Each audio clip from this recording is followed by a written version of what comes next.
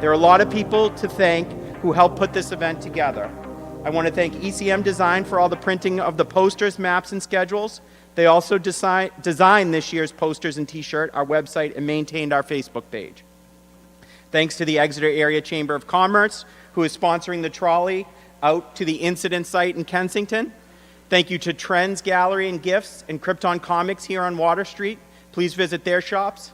Also, thank you to all the merchants up and down Water Street who have supported us over the years. A special thank you this year to Peter Robbins, who will be our MC. He helped me greatly through this process. An additional thanks to Charles Credo from Seacoast Saucers, who also helped me a great deal during this process. It's my first year doing this, so I thank them both. Last and certainly not least, I want to thank all of this year's speakers. Thank you for helping us raise money for local children's charities and programs. Thank you for spreading the word about this event on your websites, blogs, podcasts, and radio shows. Your dedication to us is immeasurable. Thank you very much. Finally, thank you for all of your suggestions. We really tried to implement as many of them as possible. We are all volunteers doing this, and this is only my first time doing this, so as a group, our fifth time. We've learned a lot from you, and we'll get better. Once again, welcome to Exeter. Enjoy your stay, listen, and learn. Now a few words about Peter Robbins.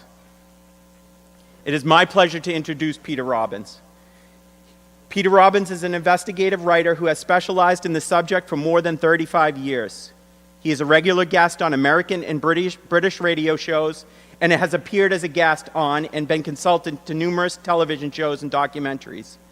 Peter has lectured extensively both here and abroad for local and regional UFO groups and libraries, and at venues that have included the Cambridge Hospital in Boston, Cornell University, the Juilliard School and School of Visual Arts in New York City, the Royal College of Science and Technology, London, the Universities of Cardiff, Leeds, Hallam, Glasgow, and Summerhill School in Suffolk, UK, the Forum in Brazil, and the Exobiology International Meeting in Milan, Italy. He's given presentations in Rome, Athens, Paris, Bordeaux, Toulouse, and Nice, France. In conference, Bud Hopkins Intruders Foundation's conference and seminars, and the McMinnville, Oregon UFO Festival and Conference, the Crash Retrieval UFO Conference, the Experiencers Speak Conference, and the International UFO Congress in Phoenix. In 2012, he was made a member of the French Académie de Ufology, and in 2013 invited to give testimony at the citizens' hearings on disclosure at the National Press Club in Washington, D.C. Robbins was a member of the advisory board of the late Bud Hopkins Intruders Foundation, was editor-in-chief of the groundbreaking website UFOcity.com, event coordinator for the Sci-Fi Channel's Alien Abduction Phenomenon Symposium, promoting the miniseries Taken, advisor to the McMinnville Oregon UFO Festival, and is a former consultant to the mayor's office of the city of Roswell, New Mexico. He is proud to have been co-founder of Travis Walton's Skyfire UFO Summit, and along with his friend and colleague Dean Merchant, a co-founder of this Exeter UFO Festival and Conference. It's my pleasure to welcome back and introduce our conference MC and speaker, Peter Robbins. I have to say for myself, it's wonderful to be back in Exeter. I speak at a lot of events here and abroad. This is one of my favorites for a number of reasons, and not the least of which is that unlike any other conference or event that I speak at, every cent beyond expenses and bringing our speakers in goes to children's services in this town, and that is something everybody should be proud of. For us in the UFO research community, it's golden. It's doing community service besides helping to educate folks on the seriousness and the implications of the subject of UFOs. There are a handful of communities across America that own the rights to have events like this. Probably best known is Roswell, New Mexico, McMinnville, Oregon, a little tiny hamlet in New York State, not far from where I live, called Pine Bush, and a number of others. The incident at Exeter is truly one of the most important in the history of this subject, and the chronicling of it by the great journalist John Fuller is one of the finest pieces of UFO literature out there, not to mention the fact of the association with the world-famous Betty and Barney Hill abduction. These things are real, and they happen to folks just like you and me. And so it's perfect that we begin our day with these two very special people, Chuck and Valerie, who represent Seacoast Saucers of New England. I was part of the very first UFO abduction support group going back to the 1980s that was started by the late, great investigative researcher Bud Hopkins. So I know something about what it takes to offer these services to folks. Seacoast Saucers of New England is a New Hampshire-based organization focused on providing support for individuals and families in the New England region who have had abduction and encounter experiences. Seacoast Saucers has steadily worked on creative campaigns to change the social stigma of the topic into a global reality through support, education, and awareness. Seacoast Saucers continually strives to create a safe environment to have difficult conversations in regarding the abduction phenomena and contact experiences. Please, a warm welcome for these two terrific people. Well, hello, everybody. My name's Chuck Credo, and this is Valerie LaFaso, and we are part of Seacoast Saucers of New England. Just a show of hands, how many people have heard of us before? Oh my God, that's like half the room. I'm so impressed. We didn't pay anybody, believe it or not. There was no payment to get half the people in this room to raise their hands. Well, thank you for being here, and thank you for whoever got you all the coffee to get up this morning and put that IV in each one of your arms so that you're here at 8:30 on a Saturday. So we are Seacoast Saucers, and a little bit about what we're here to talk about today. We're here, and our lecture today is about commonalities, synchronicities, and modern-day contact. What can we learn from contactees and experiencers? So what does that mean? Wow, that's a really hefty title for our lecture today, isn't it?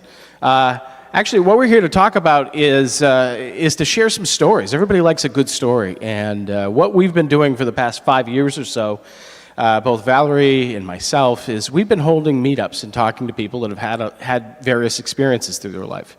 So what is an experiencer? What is a contactee? Well, it's somebody that's had an experience in some fashion. So it could be seeing a light in the sky. It could be literally having an abduction experience. Any one of these things might fit into that view. So today what we're going to talk a little bit about are those synchronicities, the commonalities in the stories that we hear from people who've had experiences and what that looks like. What do we do? Support the experiencers and the contactees. We hold actually monthly meetup groups, believe it or not, in which right here in New Hampshire, people can come once a month. You can look at meetup.com, or you can find us on our webpage, Seacoast Saucers on Facebook. And in fact, if you want to take out your smartphone right now, we won't hold it against you. Like us on Facebook, Seacoast Saucers.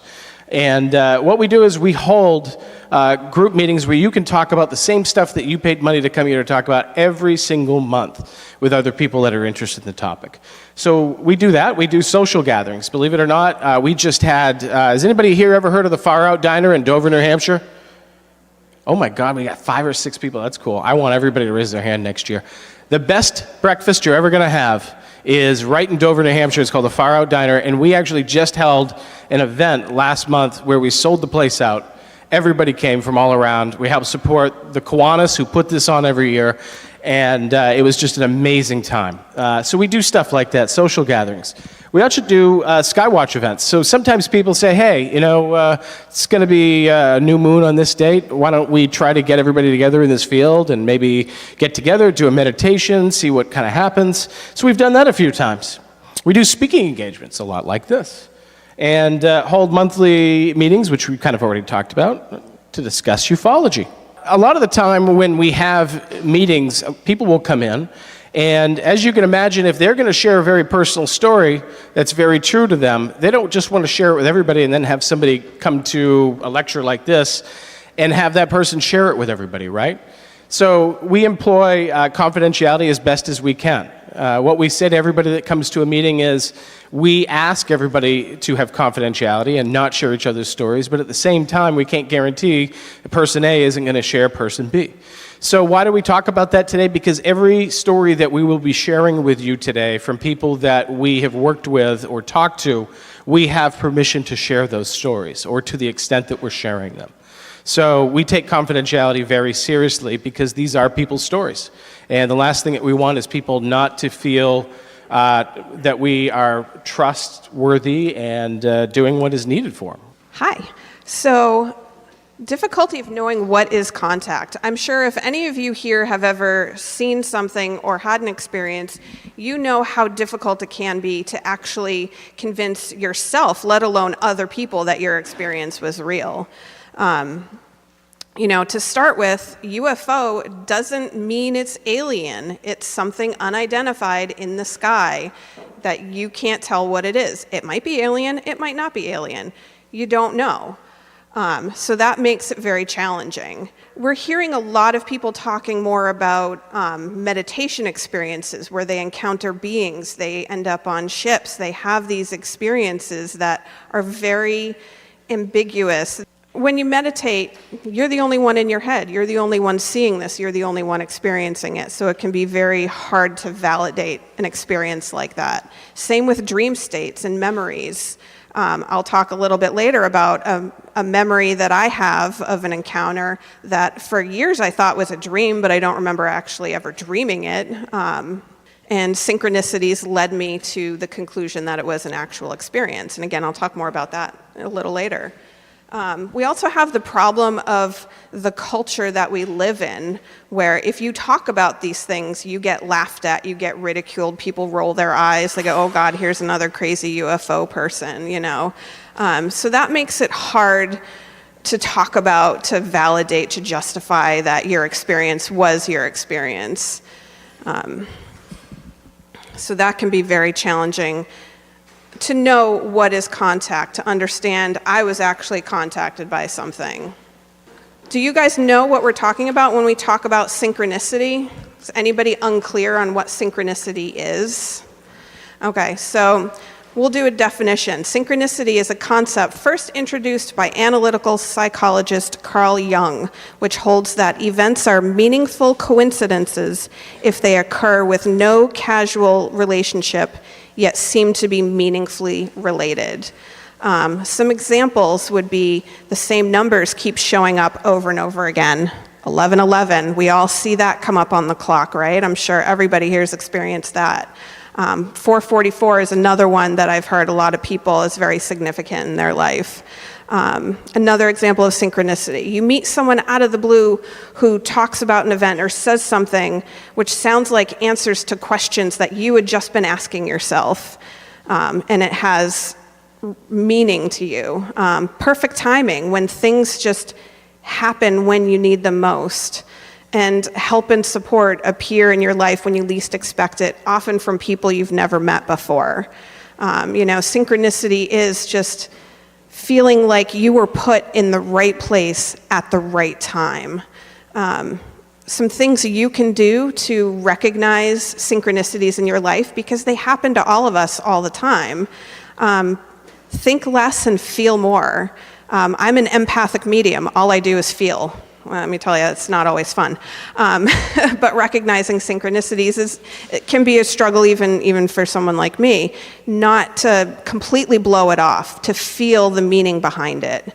And listen to your intuition. We all have intuition, that gut instinct telling us this is something meaningful. Listen to that, look into it, question it. Just to touch on the synchronicity for a second, can anybody name the 2000 Hollywood movie from M. Night Shyamalan that was all about synchronicities? Signs, who said that? Gold star over there. So here's a movie, for those of you who haven't seen it, I'm going to totally spoil it for you, sorry to do that. Here is a character played by Mel Gibson whose daughter leaves these glasses filled with water all over this house. She thinks there's germs and parasites in it. She always leaves them around the house. He has a brother, this girl's uncle, who is an ex-baseball player who denies his gift of playing baseball. And his own wife is dying and gives him this cryptid message That it isn't until the end, when you realize this alien's going to kill this child, that all of these things come together in a perfect synchronicity to lead to a point in which they save this child's life. And that is probably the best example for those of you that have never dealt with synchronicity as to how it is these things almost come into our life in ways that we don't understand. But if we follow those, I call them spiritual breadcrumbs, then what tends to happen is something that can be very profound in people's lives. Well, you're probably wondering, well, what the heck does that have to do with a UFO festival and why we're here? Well, believe it or not, a lot of the stories that people share with us from our groups have to do with synchronicities. And I find it fascinating, to be quite honest with you. So the first story that we would like to share with you folks is, I call it Gabby's story, because Gabby she's a good friend. She's somebody that had been coming to our groups for about 3 years. It all started when Gabby started coming to our groups and she started saying, what are these Pleiadians that everybody's talking about? And of course, a bunch of people in the group perk up. And you see a whole bunch of people talking about, well, Pleiadians are this group of alleged aliens, and sometimes people think that they are Pleiadians themselves in their lives, and they're close to nature, and they tend to, be very spiritual. And as we're going through this list of what people identify as Pleiadians, she's just like, that's me, that's me, that's me. I'm drawn to the water, that's me. And over time, she would come to group once in a while, and she would share her story. Essentially, her story was, and one night she was sharing this story, she had over time started to be drawn to a place very close to here, actually, the seacoast. And if you can see this picture right here on your left, is a picture of this rock and this beach. And she would go to this area not too far from here on the seacoast, and she would just kind of go, sit, meditate, and sit quietly. And she would do this for a while. And then suddenly something started to happen. She started to see these little lights in the sky appear. Once they started to appear, they kind of started to grow, and she saw more and more of these things. And she also started to feel as though she was being tested, like little things were going on in her life that had gotten her to that point already. And she had already kind of, as things developed in her life, said, okay, I'm going to just honor whatever's happening to me that got me to this spot. And as things developed, she would see more and more things going on. Well, one night she was actually driving her car, and she heard a woman scream, and she got out of the car, and there was absolutely nobody there. There was literally no person around. It was nighttime. And later, she told us that she felt she was being told that that was a test. It was a test for her to see if fear was going to stop her from having an experience. And it didn't. In fact, that night, she saw more of these lights in the sky. And as she started coming to group, her experiences started to morph, and her understanding about what she felt this was all about. As she started sharing her story in this group one night, another woman came in who had never been part of the group before and had not heard her story, and sat down and kind of monopolized the time that we were all talking. And she started talking about a beach that she went to, and that she had started to get into meditation, and that she had started seeing lights, and that she had had this weird experience with a man that she felt might not even be human for all she knew, and that all of these weird experiences started happening to her on this beach. Granted, it was not the same beach, but as she started telling her story, and she had missed the prior story, she didn't know that another woman had been sharing the same exact story, but a different beach. It was quite fascinating. So we're sitting here, kind of all in a meeting, in a group, going, you two definitely have to talk. Sure enough, they do talk. And even though they don't know each other, they'd been having very similar experiences for at least a few years. And Gabby, who I knew pretty well at this point, said, Chuck, I think I'm going to go with her and take her to my beach. I'm feeling drawn. I need to go do that. And I'm just going to see what happens because it feels right. And I said, well, you do what you got to do, but you call me if she starts to mug you or something, because we don't know who she is. That's the me. I'm always looking out for people, I guess. But essentially, they go to the beach, and I start getting texts from Gabby the next morning. And what you're looking at are literally some of the pictures that she sent me. And what you have over here on the left, let's see if I can get really close, is, see these little dots right here? Normally, those would look just like stars. Everybody agree? But when I do a close-up, these stars are actually moving in a pattern. And these are just taken on your regular phone camera, so we're not going to be looking at high quality pictures at all. But this is what they experienced that night. It was quite fascinating. And as we get to know Gabby and her story a little bit better, we started looking into a few things.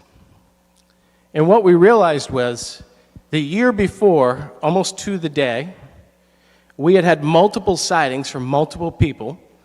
In fact, we even had newspaper articles showing the same exact objects of multiple people sighting them over the Hampton Beach area.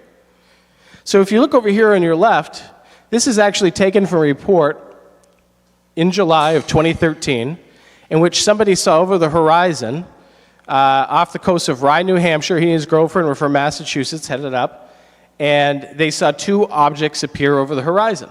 These are not his pictures. These are Gabby's pictures once again. But over here, and this is just prior to Gabby, she was actually, during this time, she was having her experiences in Hampton. These pictures were taken by bystanders who had witnessed over the Hampton-Rye area multiple lights in the sky and UFOs, exactly what Gabby, and then later on, Gabby and this other woman had been seeing and experiencing and literally having conversations with. So why do we talk about that? Well, a lot of people think in modern day era of like the Betty and Barney Hill, like people are just abducted in the middle of the night, they're experimented on, they're dropped off, and there's missing time. And some of those things very well may be happening. But today, what we're finding is there is a very spiritual element to many of the people's stories that are having encounters. And it's different for everybody. In fact, a lot of the people that come to our groups, first they start with, I don't even know if this is an experience, it just feels really weird. And like Valerie had alluded, sometimes people have these weird dreams and they don't even know if it's reality, but it doesn't feel like a dream. So it really leads us to the question of what is contact?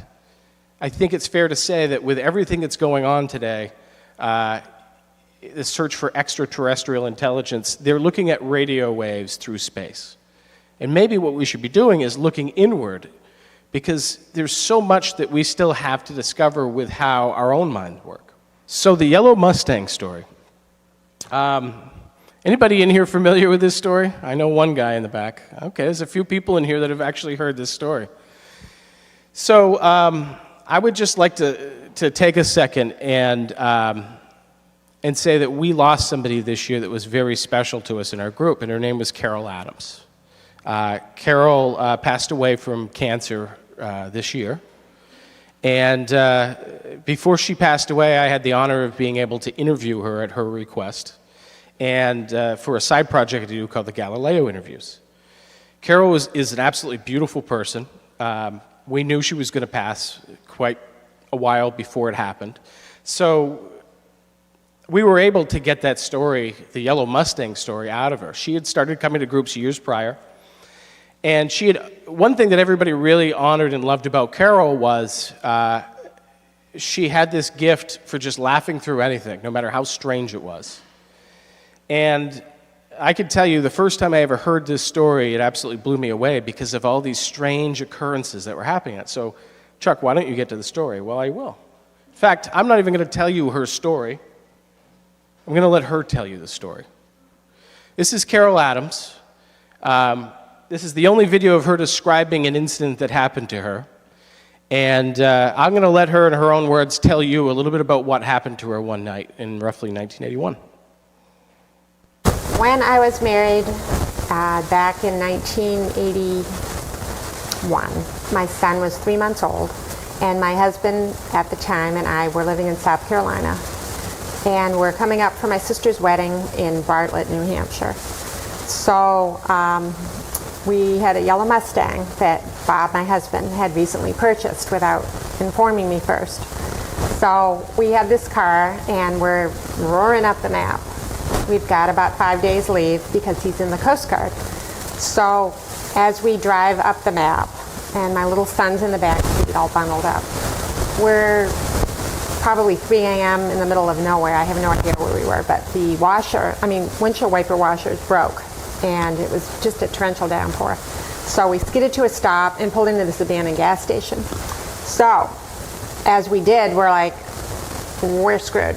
I mean, no cell phone, very little money, a new baby in the back seat. It's the middle of the night. There's nobody. This is like a ghost town.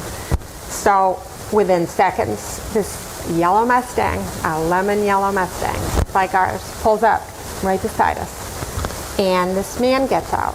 And I have never seen such a perfect specimen in my life. So this man was beautiful. He came up, he had a leather coat, like a bomber, and he had it over his head, and he had soft blonde curls and the most beautiful blue eyes you've ever seen. They didn't even look human. But he was human, or looked human. But he was just astounding. And he said, "Can I help you?" And we were like, "Yeah," while our wipers broke. And he said, "Oh, I had the same thing happen with my Mustang not too long ago. I'll go fix them." So we went to his trunk and got some tools. All I remember is that he waved us off and said, "You're all set." Gets into his car and drove off the way he came. So the thing is, though, about 3 or 4 months ago, I was prompted by someone at Social Saucers to say, why not ask your ex-husband if he remembers anything odd about that incident? So I emailed Bob and I said, "Do you remember anything odd about the yellow Mustang incident?" And I refreshed his memory a little bit. And Bob is your ex-husband, He's just my to preface this a ex-husband. little. How long has it been since you've talked to him at this point? I hadn't talked to him in probably maybe 4 years. Okay. Yeah. And had you ever brought this up with him prior? Never brought it up before. So there was no conversation around this? Nothing. And what did he say? He says, actually there was something odd. He said, "I mapped out that entire trip because we had X amount of hours to complete the trip and get home in one piece." But he said, "I cannot account for 10 hours. And he said, "We got there 10 hours late." And I could never figure that out, and it's bothered me all these years. And I'm like, bingo, missing time. So literally there were 10 hours in which you don't know where they went. No. Did you arrive late to this wedding? No, we were on time. The thing is, we got there so late. It was like, again, if it's 10 hours behind schedule, whether you're ready to go to a wedding or not, something's got to give. So if I recall, it was like the wee hours of the morning by the time we got there. And so we missed our sleep. I mean, everything was screwed up. So but it's vague because I remember the Mustang part, but not the trip afterwards. Because So you were driving the same exact year, make, and model exact same as the car that pulls up to you. Exact same car. And what year did this happen in, do you think? 1981. And why are you so sure about that? Because my son was 3 months old and he was born in 1981. That's a pretty good reason why. That's a pretty good reason. Can pin that one. So, you had also said, and this is just a side note, when you talk about this blonde guy, you had referenced what he looked like, and I've always gotten a kick out of it. Yeah. Who is it that he reminded you of back in 1981? This is like Peter Frampton on his best day.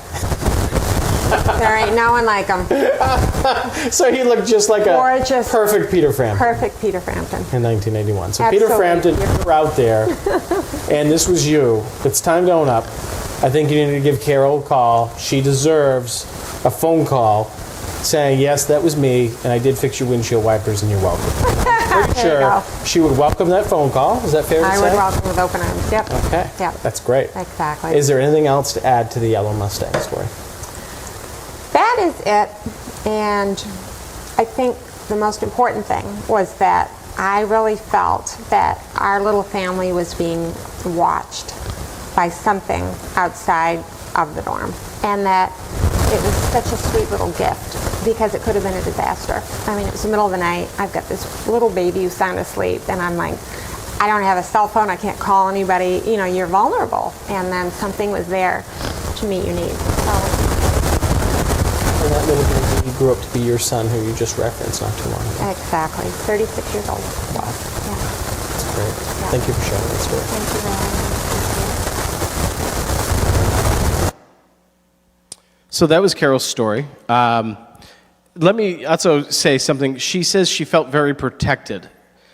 She was also referencing a time in which she told me in that same interview, and you can go to the Galileo interviews on Facebook at any point, and you can find links to the YouTube channel as well. If you'd like to see the full interview, I would encourage you to do so.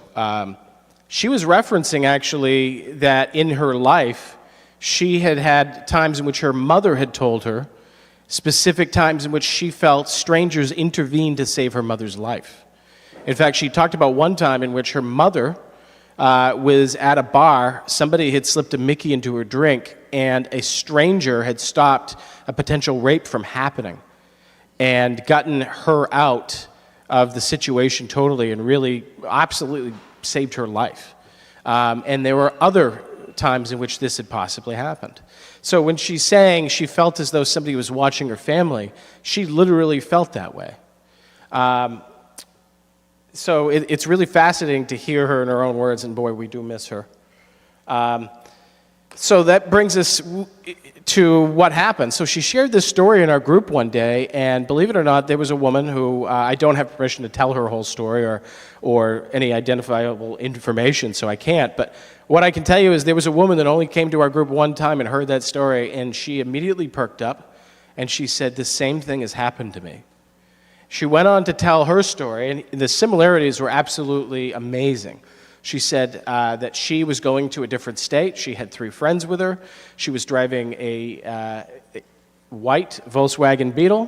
They broke down coming back from somewhere. A car, she doesn't know what broke, but she knows that this other car with a man pulled up, and he was in the same year, same make, same model vehicle that she was driving of that white Volkswagen Beetle. And this man pulls right up, produces the part, says, I can fix your car for you. Her friends seemed oblivious to everything that was going on. And every time she tried to look at this man's face, guess what happened? He would always turn, or he would go this way. She was never able to ID what he looked like. And again, she doesn't know how she got back to where she was. Another example of missing time. So this woman was in this group hearing this, and then obviously Carol hears that, and they started talking.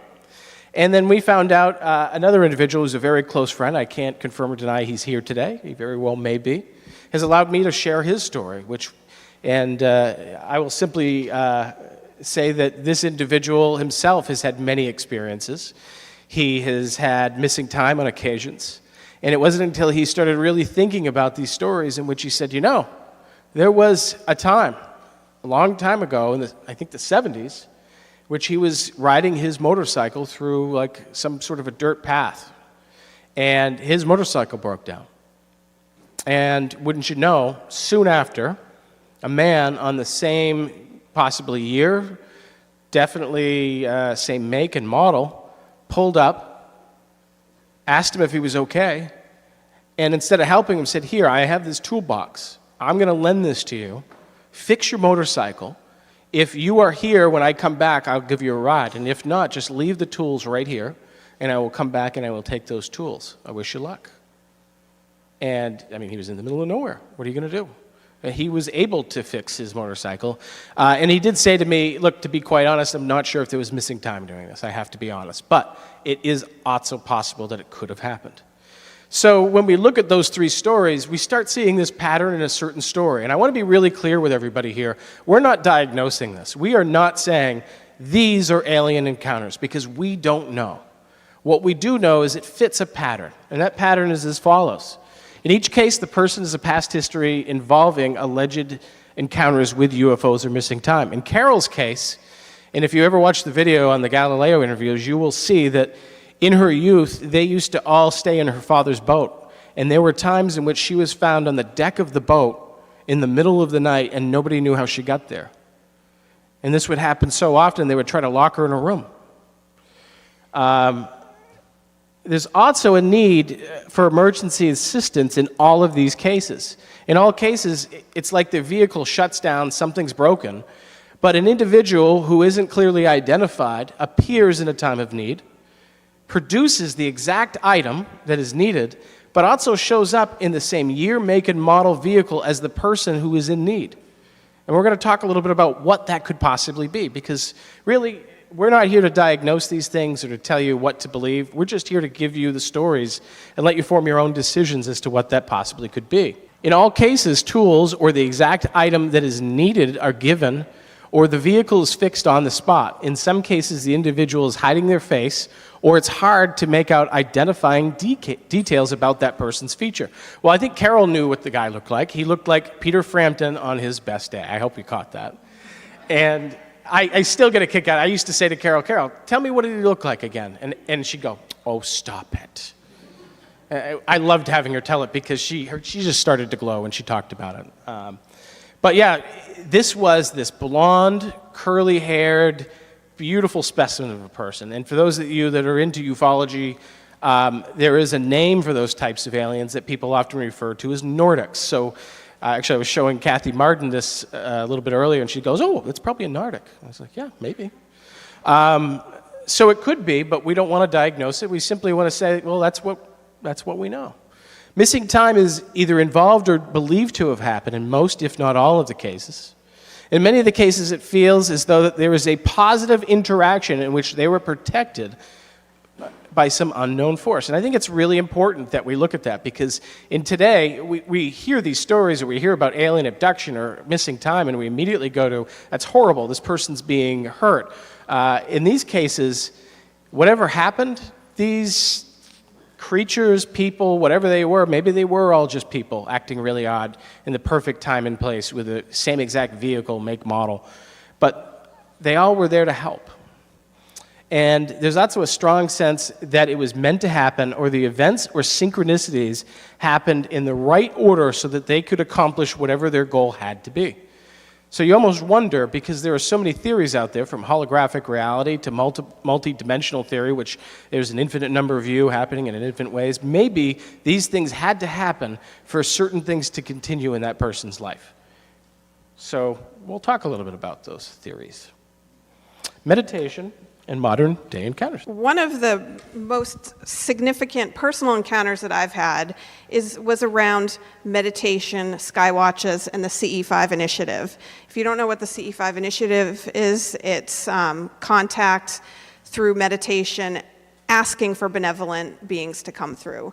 So Chuck and I, along with a couple other people, had started kind of an experiment where we would meet weekly. We would do a meditation to a track that actually is believed to come from the stars and planets. So we would do this meditation weekly as a group, and then we would do it almost daily on our own at home. And then after, 6 months of doing this, a few of us went to the top of a mountain in upstate New Hampshire, and we put our intent out there, after weeks and weeks of doing this, having missing time, having similar visuals come through in the meditation. So we're out on this mountaintop saying, okay, seems like you've been hearing us. Can you show us something? And we sat there for a while, and nothing happened. Just watching the skies, getting later and later. We're on a mountaintop, so we're starting to get damp too, because the dew's coming out, and we're getting more and more sleepy. And we're about to say, okay, maybe we should call it a night and say, okay, this was a fun experience. And then I saw something just to the right of the tree line that was flashing red, white, and green. And it was a little bit bigger than a star.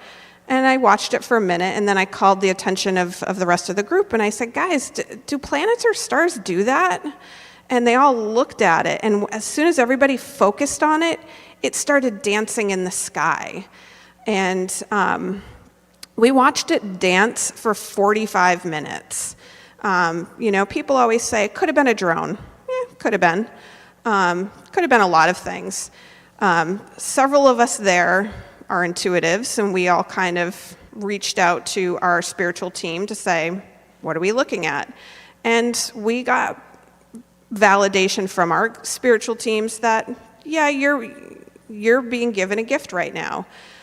So we watched 45 minutes, along with it dancing. When a plane would come by, because there was a line, like a traffic pattern for airplanes. When a plane would come by, it would stay white and it would stand still, and it wouldn't move. And when the plane was out of sight, it would start dancing again. I don't think a drone would do that. I don't know why a drone would care if a plane was going by. So we thought that was kind of odd. And there was another incident towards the end where I was looking straight at it. Everybody else's focus, they said their eyes were wandering a little further over. I saw something red shoot out of this dancing light. The other 3 people saw the sky light up red in the direction of where this red thing went. We asked it collectively, silently with our minds, if it would make a circle, because it was very erratic. It wasn't doing any sort of pattern. And it made a teardrop shape. Pretty close. Maybe it was something, maybe it wasn't. But it was very profound for us. Everybody asked, did you take pictures? No, we all had our phones with us. Not a single one of us pulled out a camera. Why? Because it was for us. It wasn't to convince anybody else that this happened. This was for us to validate that what we were doing was working. So that was pretty cool. So one of the questions we have up here is, why meditation?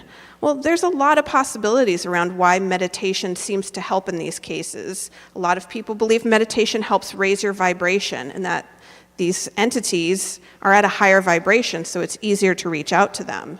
We have the collective consciousness. When you're all meditating with the same intent to reach out, you're putting out a stronger signal than if it's just you putting out that intent. And a lot of people believe that these entities can communicate mind to mind. So when you're meditating, you're focusing on this communication, mind to mind, instead of verbal, the way I'm speaking right now. And it does seem that more and more people are coming into our groups, and they're talking about similar situations where they're meditating and they're making contact, either purposefully or out of the blue, not asking for it, and it happens. That's happened to me. I've gone into meditations. I haven't asked for ETs to come through, and then I have one standing in front of me. It does seem to be something coming up more and more, whether it's happening more or if people are just getting more comfortable talking about it, we're not quite sure. What does this all mean, and what can we learn? So I think something I want to point out here is that, a lot of the examples that we've given so far are pretty cut and dry. They're easy to recognize. They happened, very obviously to these people. But I've had my own synchronicities come up around a contact I had with my father when I was a very small child. I mentioned it earlier. It was something I thought for a long time might have been a dream, but it was a very, very vivid memory. I always say, I think I was 3 or 4 when it happened, but my gut is always like, no, I was 4 years old. I don't know why I know that, but I was 4 years old when it happened. So I was always kind of not sure about this memory until I started going to the social groups that we've talked about. And I started listening to other people's stories, and I heard somebody describe something very, very similar to what I experienced with my father. And so I kind of started going, maybe that's not just a dream. Maybe that really was something more. Didn't put too much thought or reading into it, just kind of went, okay, maybe it was something more. Continued over the years to go to these events.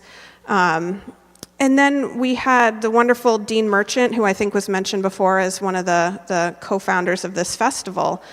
He is a fantastic resource. If you haven't met him, he is an amazing resource for UFO history in this area. And he came into our social group one time with a map of hotspots in this area. And the encounter I had with my father was smack dab in the middle of that hotspot. And I went, oh, okay, this is becoming a little more significant. And then I started remembering other incidents that I had in the same area. So all these pieces came very slowly. It wasn't a smack-in-your-face synchronicity. But I do feel one of the things Chuck talked about earlier was that you feel like you were put in these places at the right time for a reason. And I definitely felt like these pieces were handed to me. I wasn't looking for them. They were given to me. So I find that very significant. So, if you haven't had these amazing, life-changing synchronicities, well, take a look at other things that have happened in your life. It may have been like mine and happened more slowly, but it's still there. So contact is not always physical. We've talked about that quite a bit. Meditation, dreams.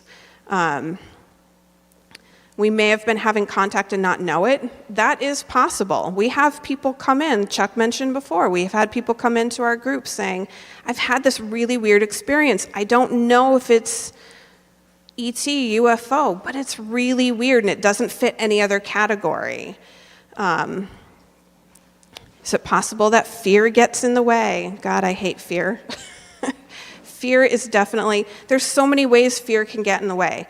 We have, first of all, the fear of ridicule, the fear of judgment, of talking about it in front of the wrong person. That's a big fear. And then fear of, I know many people who are like, I'm afraid of aliens. Okay, why? Have you met one? Like, was one mean to you? No, so why are you afraid of them? But people are afraid of the unknown, and that's very common, and that's okay. But that can also prevent you from understanding fully an experience. Social controls. This is one of our favorites, right, Chuck? I don't know if you want to talk a little bit on this. So when we talk a little bit about social controls that lead people to not having, i.e., contact. So think about the Hollywood movies that come out today. What are the first few UFO-related Hollywood movies that people think of? Go ahead and shout out some names. Anybody? Go ahead and shout them. I'm sorry, over here? All right, good one. Over here, somebody said something? Fire in the Sky, good one. Independence Day. Somebody over here, say that again. War of the Worlds. Close Encounters. All right, interesting, right? So what's really interesting is usually the first thing people say is War of the Worlds, right? You hear Independence Day. And what are those films really about when you look at how aliens are interacting with the human race? Fear? What else? Say that, aggression? Yeah. So we have been kind of brought up with a lot of those movies through the years. And peppered within those movies, you'll get the ETs, you'll get Close Encounters of a Third Kind. And even most recently, how many people have seen Contact that came out about 2 or 3 years ago? Raise your hand. So a little less than half of the people here. So how does that impact us when from an early age we're raised to believe aliens are going to come, they're going to take our resources, kill off everybody on Earth? What does that do? Well, it starts to condition the masses to believe that this is something that not only is not happening, but if it ever were to happen, it would be detrimental to the human race. They would be aggressive. But then once in a while you have something like E.T. or Close Encounters coming out that actually does it some justice and looks at the possibility of them not wanting to kill. And what does that do, though? Well, it instills fear. I think we can all agree that when you see a movie like that, it's not raising your vibration, it's kind of bringing it down a little bit. And I want to go back to Gabby's story for a minute, because hers isn't the only one in which I have heard someone talk about. It was almost like I was being tested for fear. In fact, we hear that quite often from people that have had experiences. It's a commonality. What they say is there was a certain time in which things were going on that this thing happened to me. In Gabby's case, she heard a woman scream, pulls over, looks around, there's absolutely nobody around, it's nighttime, and she gets the sense that that was to test to see where she was so that she could continue to go down the route and the synchronicities that led her there. And she even said to us later, she said, if that hadn't happened, I probably would have been very fearful that something would have happened to me. But it helped me kind of test myself to make sure that I was ready to continue to have some strange experiences. In fact, a lot of people say, I really wish an alien would abduct me. And my old friend Mike Stevens is around here somewhere, but he used to say, who the hell wants to be abducted? Nobody's... It's not an abduction if you want it, he says. And he's right, we are brought up to think that these things are going to be these evil creatures, and unfortunately it does condition us into that. So we have to wonder when we start hearing people say, yeah, I almost feel like I was being tested to make sure I wasn't afraid of these experiences. Is there something to that? If you were an alien race, how would you engage with a developing race? Well, that really is the question that I'd love to ask people, because what is the human race about? And I want people to really think about that good. What are we known for? Are we known for our peace, or are we known for our war? We're an aggressive race. Unfortunately, not all people are, I should say, fortunately, we're not all aggressive, but that is probably our number one commodity in this world, is constant warfare. We separate each other. We don't feel connected to each other. We cut people off on our way to work, right? We get very upset over the little things. And I almost wonder if something greater hasn't been happening, but we don't pay attention to it. In almost all of these experiences, we're hearing stories in which people are saved. We're hearing stories in which people need to shed the fear, and they need to become either more spiritual or sit with their own thoughts more. And time again, we hear that people are having these experiences in meditation, in dream states. And I have to ask this question, and hopefully it resonates with some of you here today. If you really wanted to find the people that were ready for contact, would you go to the scientists? Would you try to contact through a radio station? Or would you look for the ones that have shed the fear, that are not aggressive, and try to let them come to you?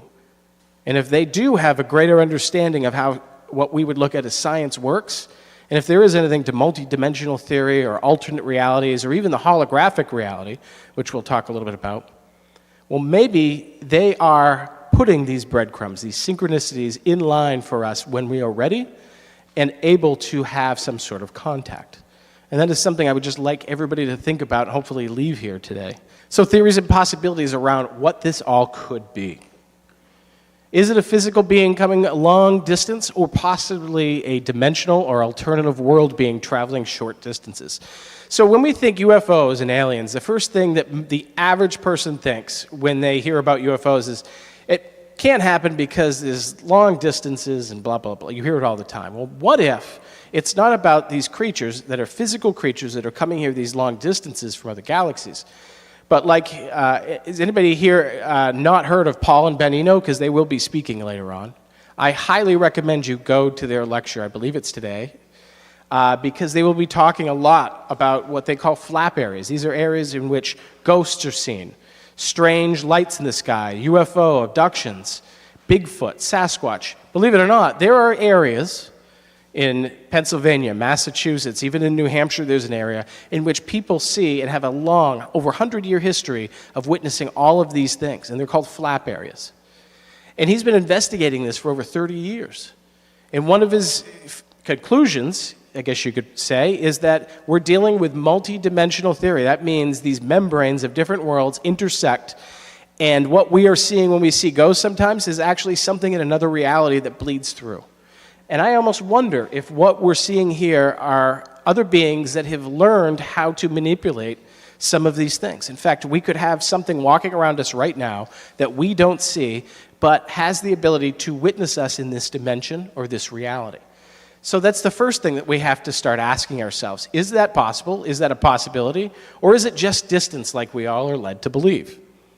Next question is are we all connected? I'm just going to ask this in shoot from the hip here.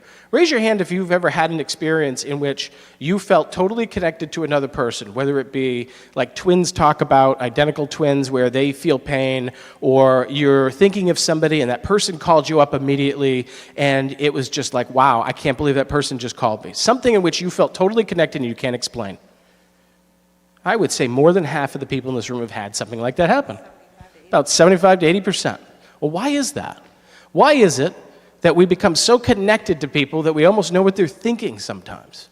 You see this in so many different ways. In fact, I was just talking with Mark D'Antonio, who will be speaking later today, and he said, you know, Chuck, quantum entanglement theory would solve a lot of that. He said, if you take this fork and you split it in half, and I take this fork on this side and you take it down there, and you do something about the polarity of A, B, and C within the molecules in this, those two actually both will change at the exact same moment when that happens. And I said, wow, it's really over my head.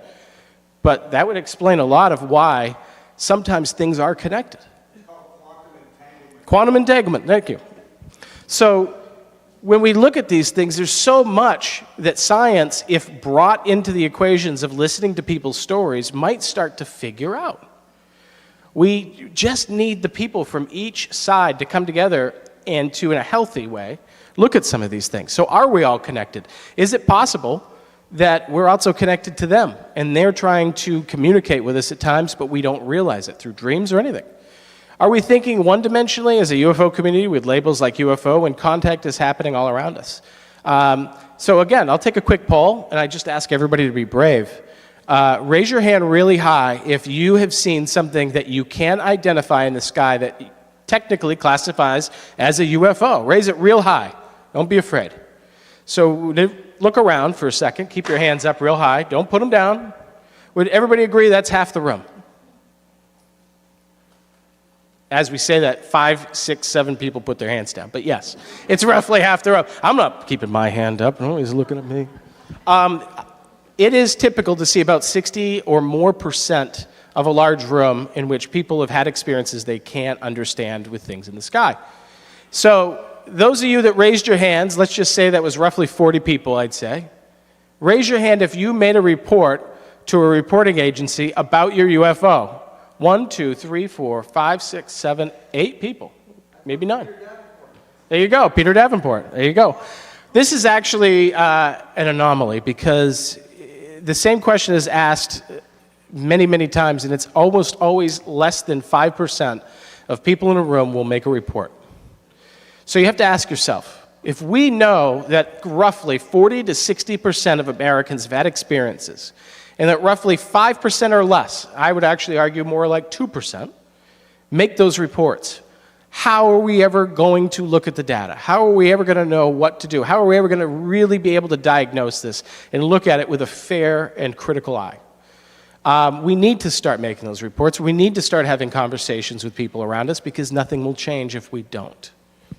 What if society understood the more complex examples of possible contact instead of the Hollywood scripted examples that shape our understanding? Well, I think we can all agree. If you look at all the examples that we've given you today, has anybody heard a story in which something was not a positive experience for a person? And there are lots of people that have experiences and they deem them negative. Trust me on this. There are. I'm not one of these people going to sit up here and tell you that it's all gumdrops and lollipops and unicorns. But what I can tell you is a lot of people that have experiences and they don't think they're positive at all, once they start to look at it under a different light and under a different context, it's amazing how many people come around to saying, well, I guess fear was in the way. It's quite frequent, actually. How does quantum physics explain what is happening? That's really a question for you. You're going to hear some great lecturers today that are actually going to talk about that. And I would encourage all of you to start asking that question because it doesn't hurt to ask questions. It only hurts to give the wrong answer, right? The theory of a holographic reality, and I was actually talking with Kathy Martin about this yesterday. How is it that these beings come in and out of our reality, and why is it that they take the exact same year, make, and model of a vehicle that we're driving, and why? Why duplicate something that we already have involved in our reality? Well, if you look at holographic reality, look at the theory that what we are existing in is technically holographic, it could explain a lot around those things. And I'm not going to sit here and bore you with things that I know very little about. Let's be honest, I am not a quantum physicist, nor am I here to lecture about what a holographic reality is. But the belief is that everything that is within our reality is literally comprised of a holographic universe. And if that is the case, just like a computer program, things can be put in and out. And it's an absolutely fascinating study that's going on. Lastly, I would like to thank you all for being part of this lecture. This is probably the biggest group we've ever had first thing in the morning. So give yourself a round of applause. Thank you for being here this early, everybody. So who are we and how can you reach us? Please take out your smartphones right now if you're interested. I would love this. Go on Facebook and like Seacoast Saucers and like the Galileo interviews. Both of those projects we've put a lot of heart and soul into. The Galileo interviews, I do interviews with people that have had experiences that don't fit into the everyday reality. Like us on Facebook. Check out the interviews. And Seacoast Saucers, we hold meetups every month, so feel free to look on our Facebook page. Like us on Facebook, and you'll know what events are coming up. On behalf of Valerie and myself, thank you very much, and we will be taking any questions relevant to what we did today. Do you want to mic? So the mic is right up there, so if anybody has a question that we can answer, feel free to walk right up and go ahead to the mic. Yeah, it's about the woman who gave an interview, and I think maybe in your other talk you mentioned that someone else passed. So, and she looked pretty young to me. So, do you think it could her disease or passing early in any way could be related to contact? Yeah, so Carol herself had, I think, had cancer. If you were to ask Carol, I don't think she would have said that there was any reason to believe that her cancer had anything to do with her experiences. She was presumably healthy for years, and she started losing weight about a year before she passed, and it started becoming noticeable. She fought as hard as she could. She tried alternative ways, but in the end, I don't, and I've talked to Carol many times prior to her passing, and I don't think she ever felt that way, to answer your question. Concerning the stories you have of the incidents on the roads, how do you look at those and tell the difference between an alien encounter or a ghost? I would say it's not a demon because they're actually being helpful, or not a leprechaun because they would break the car. But how do you classify those paranormal experiences as different from each other? Yeah, that's a really good question. Did everybody hear what he said? What he's saying is, how do you separate and classify something that's a demon, a ghost, an alien, all these things? So it's a really good question, and it's something I briefly did touch on, which is we're not here to diagnose, right? And I even made a point of saying, look, here we are, we're at a UFO festival, we're having this lecture, but we can't be guaranteed that what's happening are aliens here doing this to help these people. What we can do, and really get back to the question, I'll give you the mic in a second if you have anything to add, but I think that when we look at these examples of what's happening, we look at the yellow Mustang story and the two other stories that were relevant to it, it's not for us to diagnose, and I think people get in a lot of trouble to diagnose these things. You will hear people on these ghost hunting shows saying, yep, this is an old dead spirit, it came back and here's what's going on. They don't know that. They suspect that. And the more that we talk about things that we don't know and we claim to know it, the more trouble we as a society can get in. So I do appreciate your question in the sense that we have to be very clear and honest. We're not saying these are absolutely these alien abduction cases, right? We don't know. What we do know is, in all of the cases, people show up, they help the individual, they have a part, they feel helped, that all of these people have had past experiences with missing time and aliens and all sorts of strange happenings. So is it fair to draw the conclusion? Yes and no. It's fair enough that we have reason to believe these people have had past experiences, and it's also pretty clear that they're all very similar in many lights. Does that answer your question? Thank you very much. It's not mostly a question, just a statement. I was relayed two stories from people that I trust. And one situation was two ladies and a young man were driving in the middle of nowhere. The young gentleman did something bad with the car, and he ended up teetering on a guardrail. And they were in the middle of nowhere. And every time I talk to the story, it gives me the willies. And it relates to the hologram type of thing, which I never thought about. I thought of it more as like a guardian angel. You know what I mean? But that seems to be, something that happens to people when they're in stress and when they need help. So they were teetering on this guardrail, and the gentleman walked up to the side of the car and said, "I will tell you how to get out of this car and not die." All three people got out of the car. Got out. There was no man there, in the middle of nowhere. There was nowhere for him to go, and he was gone. And then another instance where my friend... And this is somebody you knew that was involved in that? I knew one of the three people that was involved in the car, and she's a born-again Christian, would never tell a story that's not true. You know what I mean? And then another instance where my friend, his wife passed away, he married another woman, he had a bunch of kids, he was a hard worker. He pulled into a convenience store in downtown Worcester and bought 5 scratch tickets, and there was 5 $5 winners, which is unusual to begin with, man. You never get 5 $5 winners in a row. He went to back up his pickup truck, and he almost ran over this old lady. So, being who Dennis is, Dennis got out and went to apologize to the lady. Nowhere to be seen. Nowhere to be seen. Downtown Worcester, there was nowhere for her to go, man. He went back to the store with the $5 scratch tickets and won a $2 million scratch ticket. Those are my stories. Wow, that's fascinating. I'd like to meet the. I'd like to see that woman if it means me getting $1 million winning scratch ticket. But I don't do that. I wish it was me. Yes. Hi. Do you know people that told you that had contact with UFOs, with aliens, races? Because I wanted to share a Harvard professor, psychiatric, that he wrote books in the 70s, I think, 80s. John Mack, and also the beginning of this year, I went to a conference in Harvard where a professor in religion is writing a book. It's a woman, Diane Pasulka.